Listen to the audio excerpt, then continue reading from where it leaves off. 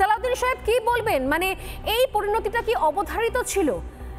কখনো তো হয়নি, বাংলাদেশ যবে থেকে স্বাধীন হয়েছে ভারত তো এত কঠোর এরকম কঠিন নিষেধাজ্ঞা কখনো করেনি। তাহলে এর জন্য তো নিঃসন্দেহে দায়ী নিতে হবে এবার ইউনূসের প্রশাসনকে। অনেক অনেক ধন্যবাদ স্বর্ণালিনী।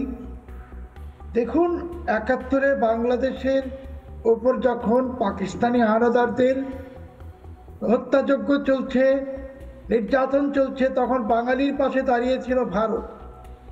ভারতের হাজার হাজার অফিসার এবং সেনা সদস্য, তারা তাদের জীবন দিয়ে আমাদেরকে স্বাধীনতা এনে দিয়েছেন।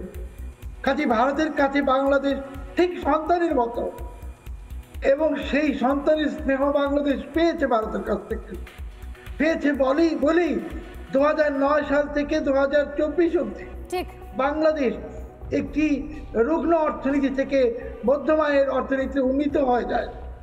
কিন্তু আজ যখন বাংলাদেশ জঙ্গি জিহাদি লুঙ্গি বাহিনীর কবলে, আজ যখন বাংলাদেশ ইউনূসের মতো একটি দুর্বৃত্ত, একটি নব্য লাদেনের কবলে পড়েছে, তখন বাংলাদেশের বিরুদ্ধে ভারত যা যা ব্যবস্থা নিচ্ছে, আমার মনে হয় এসব এখন অনেক কম, সামনে আরো ব্যবস্থা আসতে হবে।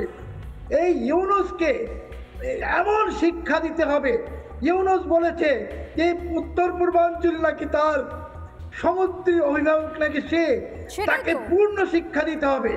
এবং একই সাথে আপনাকে একটি তথ্য দিতে চাচ্ছি দিদি, যে ইউনূস এই 10ই জুন বিপ্লবী সরকার ঘোষণা করতে যাচ্ছে, ৭২-এর সংবিধান বাতিল করবে, এবং ঠিক 10ই জুন অথবা তার আগেই রাষ্ট্রপতি শাহাবুদ্দিন চুপ্পু ও সেনাপ্রধান জেনারেল ওয়াকারুজ্জামানকে ক্ষমতাচ্যুত করে গ্রেপ্তার করবে। ইউনূসের লোকদের হাতে 240 সেনা অফিসারের তালিকা, এই তালিকা ধরে পাকিস্তানের পরামর্শে এই অফিসারদের হত্যা করা হবে।